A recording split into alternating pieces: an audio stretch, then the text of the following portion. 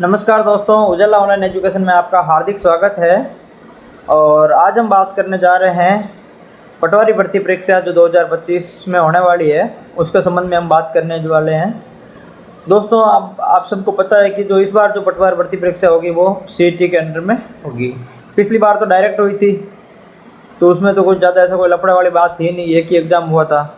अब जो इस बार होने जा रहा है वो होने जा रहा है एज ए सीईटी। हालांकि सीईटी में भी अब ऐसी कोई दिक्कत वाली बात रही नहीं है, क्योंकि पहले तो ये था कि भाई सीईटी में 15 गुना पास करेंगे।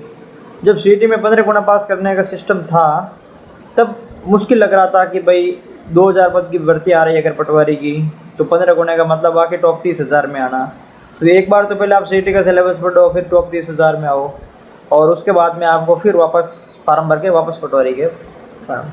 लेकिन हालांकि अब सरकार ने अच्छा किया है कि इसमें उन्होंने जो सीईटी की वो 15 गुना वाला सिस्टम हटा दिया और 40% वाला सिस्टम कर दिया, क्योंकि पात्रता परीक्षा होती है तो उनके एक फिक्स मिनिमम मार्क्स ही होने चाहिए। ये 15 गुना वाला सिस्टम वैसे भी ठीक नहीं था, क्योंकि इसमें बाकी जो छात्रों के साथ में कुठाराघात होता था। क्योंकि जो लोग तैयारी करने वाले थे दूसरे, उनमें क्या है कि जैसे सीईटी 1-1.5 साल के बाद में एग्ज़ाम होता था। पहले जिन्होंने सीईटी दिया था, अब वो क्या है कि हर भर्ती में उनका नंबर आ रहा है। वही 300 पद होते हैं तो टॉप वही 15 गुना, 1000 पद होते हैं तो टॉप वही 15 गुना। तो वो क्या है कि फिर बाकी का जो लोग तैयारी कर रहे हैं, लगातार पिछले 1 साल से मेहनत कर रहे हैं, उनको कोई मौका ही नहीं मिल रहा है एग्ज़ाम देने का, और कुछ लोगों को ज़्यादा अवसर प्राप्त हो रहे हैं। तो ये वैसे भी ठीक नहीं था। अब ये सिस्टम ठीक हुआ है कि भाई 40% है, चलो कोई 40% तो सबको लाने ही पड़ते हैं, ये भाई कोई गलत नहीं है, क्योंकि 40% हिसाब से सही है। ठीक है, तो अब सीईटी को ज़्यादा ऐसा हार्ड काम रहा नहीं है। अब रहा पटवारी। सीईटी के बाद में क्या करेंगे? पटवारी करेंगे। और तो सीईटी के अंदर कोई भर्ती आई नहीं है भाई। ग्रेजुएशन की जो सीईटी की है वो नोटिफिकेशन इसी हफ्ता, मतलब आप आज तो संडे है, तो मतलब आज सैटरडे है, तो मतलब अगले वीक में आ जाएगी। और फिर अगले वीक में जब सीईटी विज्ञप्ति आ जाएगी, भाई अगस्त चल रही है, 25 सितंबर का आसपास में डेट दे रखी है, सितंबर लास्ट हफ्ता में। तो ये कह रहे हैं समय पर करवाएंगे, तो उम्मीद है कि समय पर करवा देंगे। इसका मतलब है कि सितंबर लास्ट में आपके एग्ज़ाम हो जाएगा। और फिर पटवारी का एग्ज़ाम का इन्होंने पहले ही बता दिया कि भाई फरवरी और मार्च 2025 में हम करवा देंगे। तो आपको जो तैयारी करनी है वो पटवारी के डेट को मान के करनी है कि भाई 25 और जो मार्च है 2025 फरवरी या मार्च में आपको डेट मान के तैयारी करनी है। ठीक है, अब क्या है दोस्तों, जैसे इसमें सिलेबस की बात करें तो सीईटी के अंदर जो सिलेबस है, लगभग वो पटवारी में सेम सिलेबस है, कोई ज़्यादा ऐसा फ़र्क है नहीं। हालांकि सीईटी का सिलेबस तो आरएस से भी बड़ा हो गया अब, तो सीईटी पढ़नी पड़ेगी तो पटवारी वाला पढ़ना पड़ेगी। लेकिन अगर किसी का टारगेट सिर्फ पटवारी है तो आप ऐसा कर सकते हो कि आप सीईटी है, सीईटी की जगह आप पटवारी की तैयारी शुरू कर सकते हो। ठीक है, जैसे आप सीईटी का सिलेबस तो वैसे भी पढ़ना है, लेकिन अब कोई ऐसा रहा नहीं, क्योंकि 15 गुना वाला सिस्टम है नहीं कि आप पॉइंट टू सब उसको सिलेबस को तैयार करो। ठीक है, और इस कंपटीशन के माहौल में यही होता है कि जो सिलेबस के प्रत्येक पार्ट को या प्रत्येक टॉपिक को, प्रत्येक भाग को, प्रत्येक पॉइंट को अच्छे तरीके से रट ले, कर ले, तैयार कर ले, उसका बेड़ा पार होता है। ठीक है, तो आप सीईटी के सिलेबस में मतलब तैयारी करने का इतना कुछ रहा नहीं है। अगर आप जैसे आपके पहले से बेसिक्स अच्छी है और आपको लग रहा है कि पिछले सीईटी में भी आपके 150 के आसपास में नंबर थे या फिर 120 प्लस भी थे, इस बार आप आराम से कर लोगे, क्योंकि पिछले 1 साल के टाइम पीरियड में काफ़ी कुछ पढ़ाई भी की होगी। तो मुझे लगता है कि आप पटवारी की तैयारी है जो शुरू कर देनी चाहिए। ठीक है, जैसे पटवारी की तैयारी के अंदर आप सिलेबस उठा लो, सीईटी का उठा लो, पटवारी का उठा लो। ठीक है, अगर आप दोनों की तैयारी करोगे तो सीईटी तो होना ही है, तो आप पटवारी का सिलेबस शुरू कर दो। पटवारी के सिलेबस में क्या आएगा? वही भाग है जिसमें जीके और जीएस, जनरल साइंस और इंडियन हिस्ट्री वगैरह, इंडिया वाला पार्ट आएगा, इंडियन ज्योग्राफी, इंडियन पॉलिटी वगैरह उसमें आता है, और साइंस भी उसी में आती है, जिसका 25% वेटेज होता है, यानी लगभग 38 प्रश्न आते हैं। टोटल 150 प्रश्न में से पटवारी के 38 प्रश्न जिस पार्ट के आते हैं वो है Indian history, Indian polity, Indian geography, और प्लस उसमें अंदर करंट भी आता है, और उसके साथ में जनरल साइंस है वो उसी में आती है। तो जनरल साइंस के प्रश्न है जो हम करवा रहे हैं यूट्यूब पे। ठीक है, जनरल साइंस में आपको अच्छी तरीके से तैयार करवा दूंगा। एक भी प्रश्न मेरे साइंस वाले वीडियो से नहीं जाएंगे बाहर। हालांकि जनरल साइंस के 7-8 प्रश्न आते हैं और 8 प्रश्न में उसमें कुछ ऐसा स्पेशल टॉपिक भी उन्होंने नहीं लिखा है, उन्होंने मानव शरीर वगैरह ये लिखा है। ये मान के चलो कि जनरल साइंस में उन्होंने सिर्फ बायोलॉजी पर ही फोकस्ड रही है बोर्ड, और पटवारी के अंदर ज़्यादातर बायोलॉजी आएगी और वहाँ से उसी से हमने शुरू किया है। तो जो हमारा जैसे साइंस वाला पार्ट चल रहा है वो आप वहाँ से देख लेना, 8 प्रश्न आपके वहाँ से तैयार हो जाएंगे, एक भी प्रश्न वहाँ से बाहर नहीं जाएगा, ठीक है। फिर दूसरा पार्ट आता है हमारा जीके वाला पार्ट। हम देखेंगे, कोशिश करेंगे कि जीके वाला पार्ट में भी कुछ आपको इंपॉर्टेंट फैक्ट्स वगैरह और इंपॉर्टेंट टॉपिक्स वगैरह जहाँ से ज़्यादा प्रश्न पूछने की संभावना या पूछे जाते हैं, जिन जिन बुक से पूछे जाते हैं उनको मैं सॉल्व करवाने की कोशिश करूँगा। आने वाले टाइम में आपके साथ ही बना रहूँगा, ठीक है। फिर दूसरा पार्ट है 38 प्रश्न हो गए ए पार्ट के, और दूसरा पार्ट का जो हम बात कर रहे हैं वो हो गए हमने राजस्थान जीके के। किसके? राजस्थान जीके के। अब जैसे दोस्तों राजस्थान जीके के अंदर राजस्थान हिस्ट्री आती है, पॉलिटी आती है, फिर आर्ट कल्चर भी आता है, ज्योग्राफी भी आते हैं। कंप्लीट राजस्थान के जो है वो 30 प्रश्न आने वाले हैं, ठीक है दोस्तों। जैसे पिछले बार तो क्या है कि राजस्थान के 30 प्रश्न बोर्ड ने जो दिए हैं वो कंप्लीट लगभग पिछले सालों के पूछे गए प्रश्नों में से ही रिपीट प्रश्न किए हैं। हालांकि 1-2 प्रश्न नहीं आते हैं, लगभग सारे सब्जेक्टों में रिपीट आते हैं, क्योंकि लगभग इतने सारे एग्जाम हो चुके होते हैं कि उन्होंने सारे प्रश्न लगभग बना दिए होते हैं, और ज़्यादातर बोर्ड की किताबों से बाहर प्रश्न जाते नहीं, ठीक है। तो 38 के बाद में 30 राजस्थान जीके का हो गया। उसके बाद में अगला पार्ट है वो है मैथ रीजनिंग का। दोस्तों मैथ रीजनिंग के जो प्रश्न आते हैं वो आते हैं हमारे 45 प्रश्न, अर्थात 45 प्रश्न मैथ रीजनिंग के आते हैं। 45 प्रश्न में मैथ और रीजनिंग दोनों शामिल रहती है दोस्तों। और उसके बाद में जो पार्ट आता है वो आता है हिंदी इंग्लिश का, लैंग्वेज का पार्ट आता है। उसके 22 प्रश्न आते हैं, और 22 में से 11 हिंदी के आते हैं और 11 इंग्लिश के आते हैं, ठीक है। और लास्ट में जो पार्ट बचता है वो है अपने कंप्यूटर का। जैसे अब सीईटी पढ़ते हो तो हिंदी की, जैसे सीईटी की हिंदी पढ़ने की आवश्यकता नहीं है। आप पटवारी वाला सिलेबस उठाओ और वो हिंदी है वो आप उठा के उसके रटा मार लो, पढ़ लो। इंग्लिश आप कुछ टॉपिक है वो अपने यहाँ पे पटवारी में 2-4 टॉपिक है वो आप रटा मार लो। 11 इंग्लिश के आएंगे, 11 हिंदी के आएंगे, वेटेज तो बराबर ही है। फिर मैथ और रीजनिंग है वो भी आपको अच्छी करनी पड़ेगी। तो वैसे ये चलता रहेगा। 150 प्रश्न है और 300 नंबर ये है। कंप्यूटर के प्रश्न हैं जो पिछली बार कुछ अच्छे पूछे गए थे, तो आपको कंप्यूटर भी 15 प्रश्न है, बहुत अच्छी वैल्यू रखते हैं सिलेक्शन और रैंक और सिलेक्शन निर्धारण करने के लिए। कंप्यूटर एक मतलब अच्छा वेटेज रखता है, तो आपको कंप्यूटर तो श्योर तैयार करनी पड़ेगी, और तैयार भी ऐसी करनी पड़ेगी कि आप 12 से 15 के आसपास में प्रश्न सही करो। टोटल लगभग कोशिश करनी चाहिए कि पूरे के पूरे सही करो कंप्यूटर वाले पार्ट में, तो ये रहता है, ठीक है। तो ये हो गया हमारा सिलेबस के बारे में बात हो गई। सीईटी और इसका लगभग सिलेबस सेम ही है। अब जैसे कुछ लोग कह रहे हैं कि भाई इंतज़ार कर रहे हैं कि अभी शायद में सही समय नहीं है, या फिर सही समय आने पर तैयारी शुरू करेंगे, ठीक है। तो दोस्तों अब इंतज़ार करने का समय नहीं रहा, क्योंकि इंतज़ार करने वाले को उतना ही मिलता है जितना कोशिश करने वाले छोड़ चुके होते हैं, ठीक है। तो अब दोस्तों वो इंतज़ार करने वाला समय रहा नहीं है, अब सही समय है तैयारी शुरू करने का। क्योंकि जब समय किसी का इंतज़ार नहीं करता है, तो आप सही समय का क्यों इंतज़ार कर रहे हो भाई? आप सही समय का क्यों इंतज़ार कर रहे हो? जो चल रहा है वो ठीक है, जो अभी समय चल रहा है अभी से शुरू कर दो। तैयारी करनी है तो अभी से शुरू कर दो, और इसमें क्या है, ठीक है। अब जैसे दोस्तों संघर्ष तो सभी को करना पड़ता है, इसमें क्या संघर्ष तो करना ही पड़ेगा सिलेक्शन के लिए। कुछ जैसे इसमें कंपटीशन खूब होगा, ठीक है। पहले भी खूब था और अभी भी कोई ज़्यादा फर्क पड़ने वाला नहीं है, क्योंकि खूब था वही। पिछली बार तो 14-15 लाख फॉर्म भरे गए थे, और इस बार भी उम्मीद है कि इससे ज़्यादा ही भरे जाएंगे, कम तो भरे नहीं जाएंगे। और पोस्ट वही है कि इस बार पिछली बार से आधी होगी, वही 2000 के आसपास में पद होगी। तो संघर्ष तो करना पड़ेगा। फिर कुछ लोग हैं कि लंबे साल काफ़ी वर्षों से संघर्ष करते आ रहे हैं, लंबे समय से संघर्ष करते आ रहे हैं, और आप लोग भी संघर्ष किसी ने शुरू किया है, कोई लंबे समय से कर रहा है, किसी ने सिलेबस कर लिया है। कुछ लोग ऐसे होते हैं जो पिछली बार किसी का सिलेबस कम हुआ था, या फिर पिछली बार कुछ पॉइंटों से रहे हैं, वो भी इस बार वापस करेंगे आपके साथ में, ठीक है। तो दोस्तों कंपटीशन तो है वो टफ होने वाला है, और भयंकर वाला टफ होने वाला है, ये ध्यान रखना, और आपको उसी हिसाब से करनी है। देखो दोस्तों, आप संघर्ष करोगे तो आपको संघर्ष तो वही देखेगा, लोगों की बातों तो आपको सुननी नहीं है, ठीक है। जब आप संघर्ष करोगे तो जो आपका संघर्ष देखेगा वही आपकी संघर्ष की मतलब कीमत जानेगा। ठीक है, बाकी तो क्या है कि भाई ये औरों के लिए तो यही है कि भाई लोग कहेंगे सिलेक्शन के बाद में कि इसकी किस्मत अच्छी थी। अब उनको ये नहीं पता है कि उन्होंने मतलब संघर्ष कितना किया। तो संघर्ष की कीमत तो वही जानेगा जो आपको करीब से देखेगा।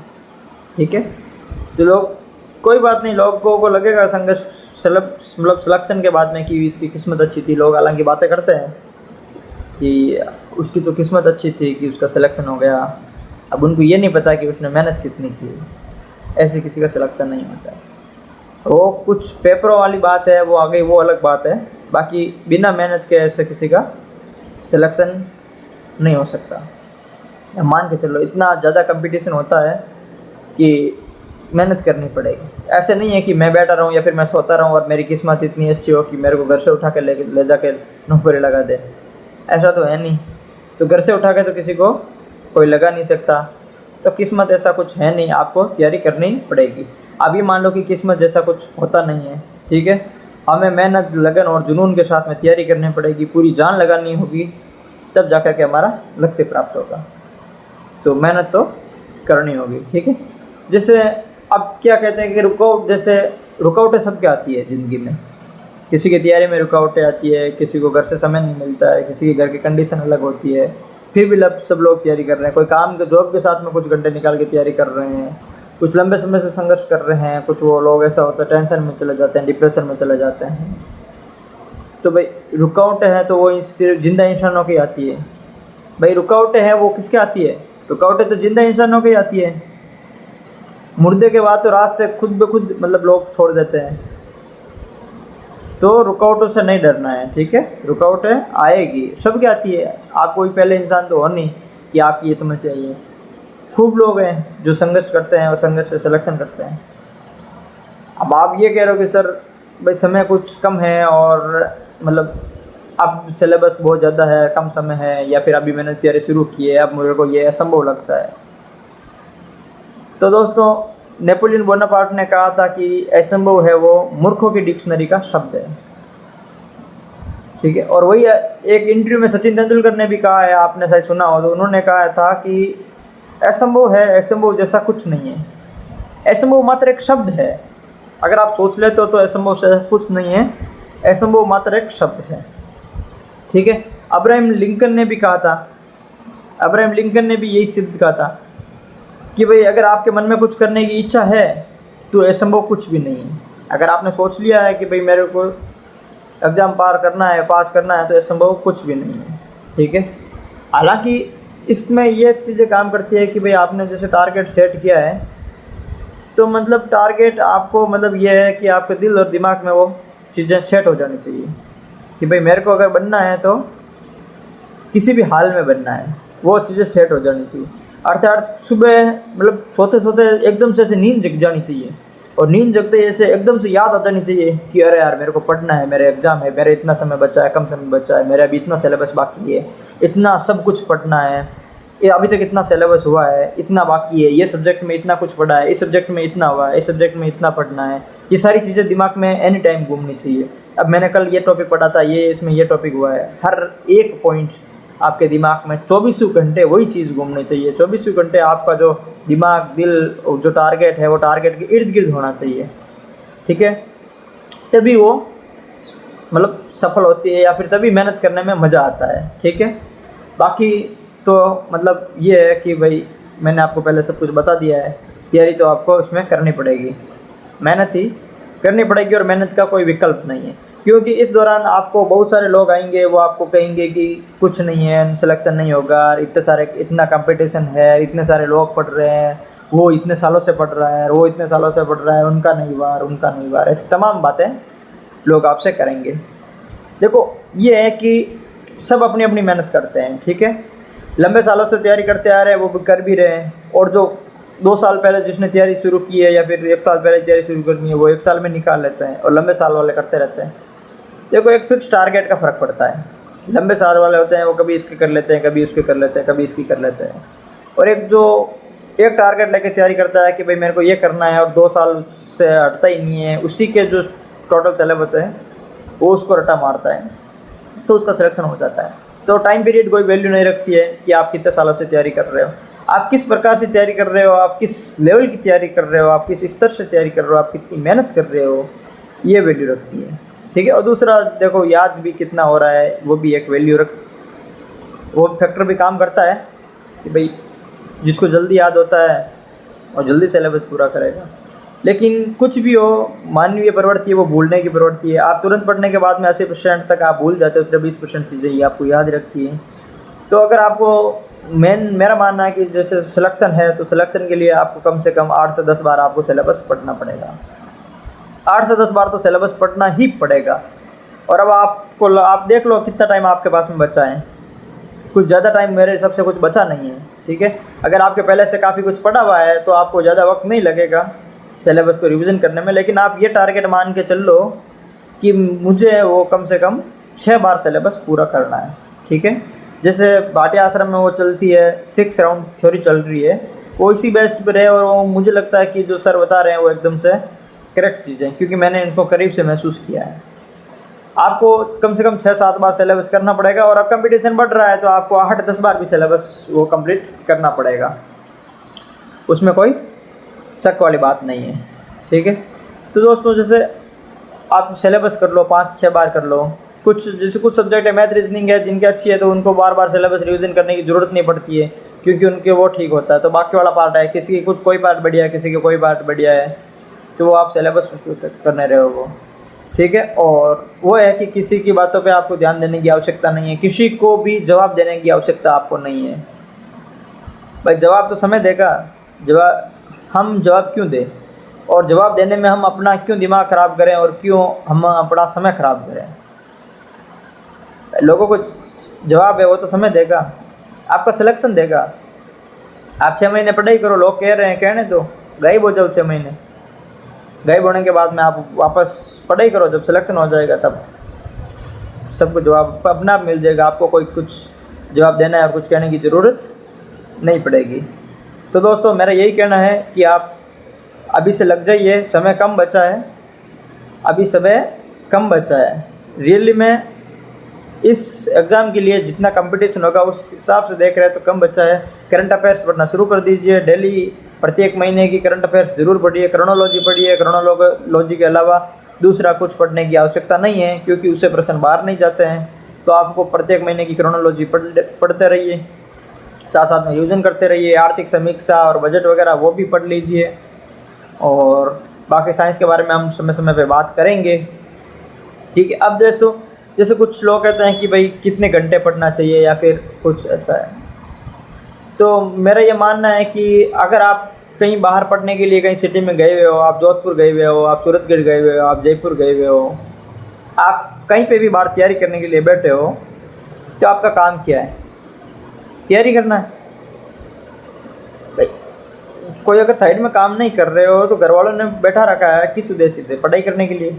तो आपका क्या काम है? तैयारी करना है। तो आप क्या करोगे? पूरे 24 घंटे तैयारी करोगे? आपको नींद में ही सिलेबस याद रहना चाहिए। नींद में ही सिलेबस है, जो चीज़ें हैं अपने पढ़ी है वो घूमती रहनी चाहिए। किताब सिर के पास में लेके सो, उठते ही देखना शुरू कर दो, वापस हो देखते। साम दाम दंड भेद कैसे भी करके सारे फैक्ट्स याद होने चाहिए। आपको सारी चीज़ें याद होनी चाहिए। आप कोशिश करो कि कैसे भी करके मैं सारी चीज़ें याद कर सकूं। इस कम समय में याद करने का यही बेहतर तरीका होता है। अगर आप हिंदी पढ़ते हो, आप इंग्लिश पढ़ते हो, आप इंग्लिश वोकेबलरी रटते हो, आप हिंदी वोकेबलरी रटते हो, तो आप कैसे रटोगे उसको? आप सोते टाइम उसको याद करो, मतलब आप सोने से पहले उसको एक बार पढ़ो, उठते ही उनको पढ़ो, पूरे दिन पढ़ते रहो, खाते टाइम पढ़ो। आप सोशल मीडिया एक तो बिल्कुल बंद कर दो, एक फ़ोन पे बातें भी करना बिल्कुल बंद कर दो। किसी को कुछ भी बताने की आवश्यकता नहीं है। घर वालों को कह दो मेरे को 4-5 महीने छेड़ो मत, डिस्टर्ब मत करो। ठीक है। कुछ बात होती है तो शाम को 5-10 मिनट घर पे बात कर लो, बाकी कोई आवश्यकता नहीं है किसी से बात करने की, क्योंकि जितनी ज़्यादा बात करते हो उतना माइंड डिस्टर्ब होता है या फिर डिस्टर्बेंस होती है, दूसरी बातें दिमाग में रहती है। पढ़ाई से हम लक्ष्य से भटकते हैं, पढ़ाई से हम दूर भागते हैं। तो सोशल मीडिया बंद कर दो, फ़ोन बंद कर दो। अगर आप लाइब्रेरी जाते हो तो फ़ोन रख के जाया करो, घर पे फ़ोन साथ में ले जाने की आवश्यकता नहीं है।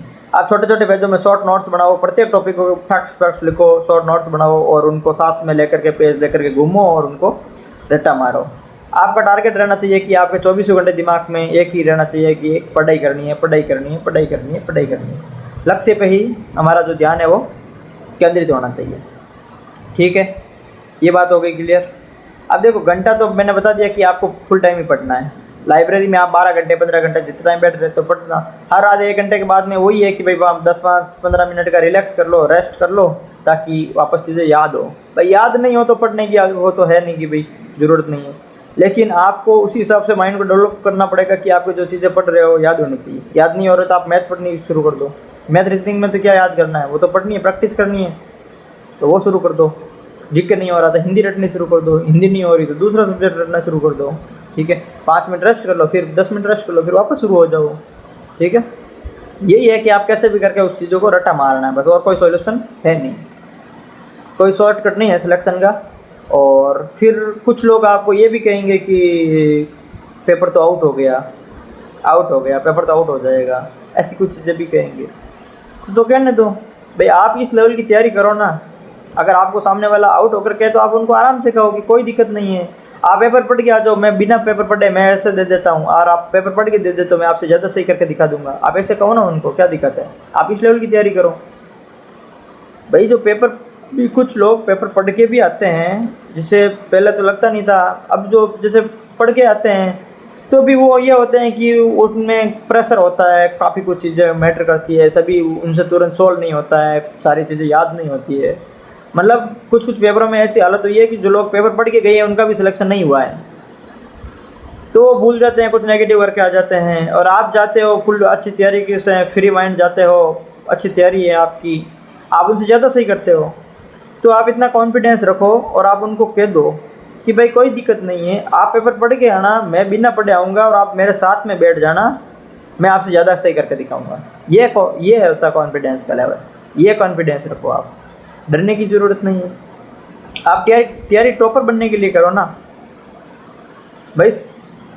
पेपर तो सिलेक्शन अब कब होता है, जब आप तैयारी टॉपर बनने के लिए करते हो तब जाकर सिलेक्शन होता है। अगर पेपर आउट वगैरह होते हैं तो उसमें यही कंडीशन होता है कि आपको टॉपर बनने के लिए तैयारी करनी पड़ती है, तब जाकर के पीछे से कहीं सिलेक्शन होता है। अगर आप सिलेक्शन के लिए तैयारी करोगे तो 2 गुना में होकर के रह जाएगा, क्योंकि परिस्थितियाँ का पता नहीं चलता। तो आपके दिमाग में हमेशा यही रहनी चाहिए, इस लेवल की मेहनत करनी चाहिए कि मुझे टॉप करना है।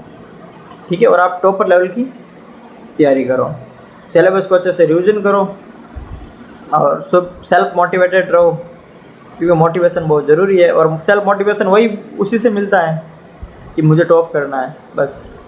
और जैसे आप ये भी कर सकते हो कि भाई सामने अगर कोई टारगेट है या फिर नहीं रहे, तो आप छोटे छोटे टारगेट में सेट कर सकते हो खुद को 5-7 दिन में। जैसे कोई टेस्ट सीरीज़ वगैरह दे रहा है तो आप ये सेट कर सकते हो कि भाई मेरे को 7 दिन में ये टेस्ट टॉप करना है।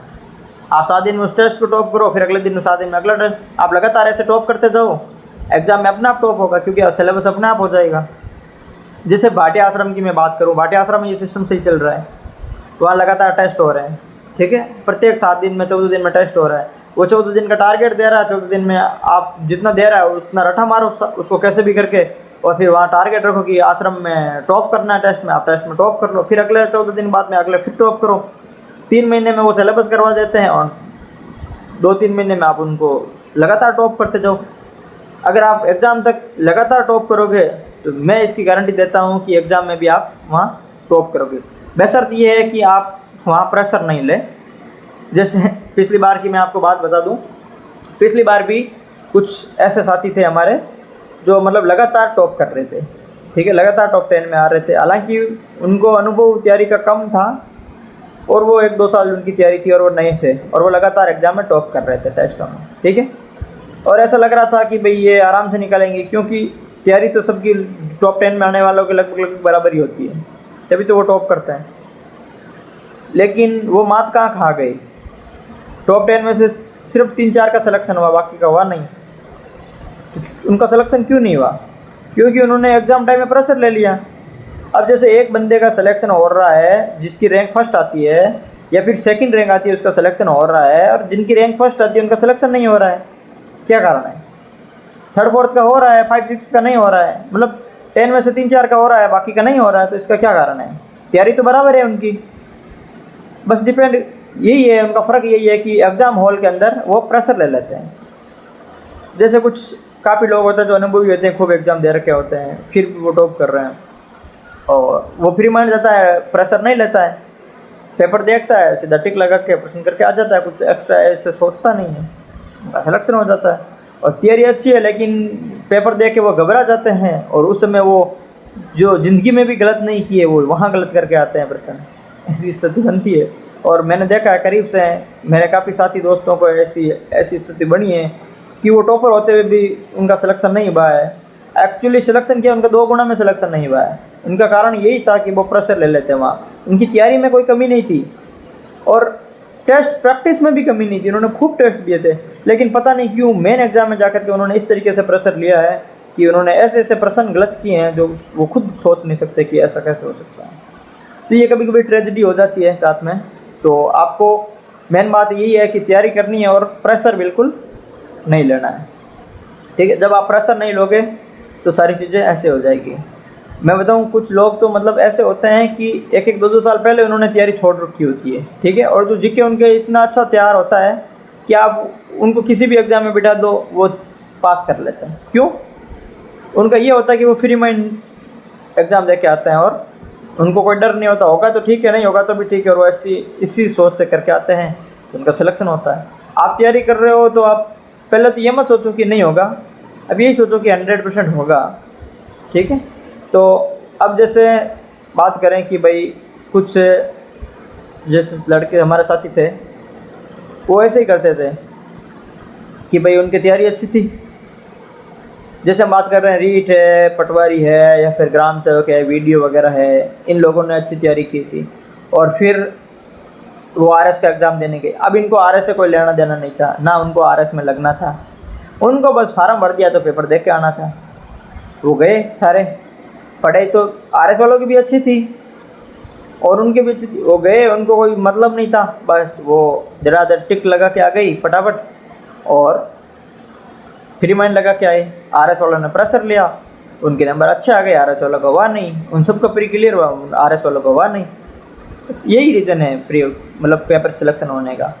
पढ़ाई के साथ साथ में आपको फ्री माइंड रहना ज़रूरी है। अगर आपने प्रेशर लिया तो आप समझो बाहर आउट हो गए सीधा, तो आपको उसमें प्रेशर बिल्कुल भी नहीं लेना है, ठीक है। बाकी देखो कंपटीशन है वो तो चलता ही रहता है, और आपको ये नहीं सोचना कि सिलेक्शन होगा नहीं, लेकिन फिर भी ये सोचना है कि भाई मेरा नहीं होगा तो किसका होगा। भाई मैं इतने सालों से तैयारी कर रहा हूँ, मेरी इतनी अच्छी तैयारी है, मैं लगातार टेस्टों में टॉप कर रहा हूँ, मेरा नहीं होगा तो किसका होगा। आप जैसे ये कर सकते हो कि भाई आपने कुछ समय अच्छी तैयारी की, फिर आप ये देख सकते हो कि आपने किसी काफ़ी संस्थानों का टेस्ट लगा के देख लिया, ठीक है। जैसे टेस्ट क्वालिटी एजुकेशन टेस्ट करवा रहा, आपने उनके टेस्ट दे लिए, आपने उत्कर्ष के टेस्ट दे लिए, आपने पाठशाला के टेस्ट दे लिए, आपने आश्रम के टेस्ट दे लिए, ठीक है, आपने वो दूरीना सुभाष तारण वगैरह उनके टेस्ट दे लिए। आप तमाम संस्थानों के 1-2 टेस्ट पेपर लेके देख लो, फिर आपको लगेगा कि वहाँ 30-40 हज़ार ने टेस्ट दिया, मैंने टॉप किया। क्वालिटी एजुकेशन में इतने ने टेस्ट किया, मेरे टॉप 50 में या 20 में रह गई, वहाँ इतने में टेस्ट किया, मेरी इतने में रह गई। मतलब आप ये सोच रहे हो कि राजस्थान में जितने लोग तैयारी करने वाले हैं लगभग वो कहीं ना कहीं टेस्ट दे रहे हैं, और आप सब जगह टेस्ट दे रहे हो और आप सब जगह टॉप 50 में टॉप 100 में आ रहे हो। इसका मतलब ये हुआ कि राजस्थान में यही लोग हैं जो मेन एग्ज़ाम देने वाले हैं, और यही कंडीशन वहाँ होगी कि वहाँ पे भी आप टॉपर में आओगे। ये फैक्ट है और 100% सही है, ठीक है। तो आप ये चीज़ याद कर लो कि आप राजस्थान के विभिन्न संस्थानों में टेस्ट दे करके जहाँ पर आपकी स्थिति होगी, लगभग सत्यता है कि यही वहाँ पर स्थिति होने वाली है, ठीक है दोस्तों। तो जुड़े रहिए हमारे साथ में। अगर अभी तक आपने चैनल को सब्सक्राइब नहीं कीजिए तो चैनल को सब्सक्राइब कीजिए। वीडियो आपको अगर पसंद आया है तो आप इसको लाइक कीजिए और कमेंट ज़रूर कीजिए ताकि हमें मोटिवेशन मिले, और बने रहिए हमारे साथ में। हम समय समय पे बातचीत करते रहेंगे और मैं आपको पटवारी के एग्ज़ाम तक आपके साथ में बना रहूँगा। मैं यहाँ पर कोशिश करेंगे कि साइंस में 8% से आपके एक भी प्रश्न गलत नहीं हो, सभी प्रश्नों को हम अच्छे से करवाने का प्रयास करेंगे। और बाकी जो विषय है उसमें भी इम्पोर्टेंट फैक्ट्स वगैरह है, कंप्यूटर वगैरह है, काफ़ी सारी चीज़ें मैं आपको तैयार करवाने की कोशिश करूँगा, अंत तक आपके साथ में बना रहूँगा। धन्यवाद, बेस्ट ऑफ लक।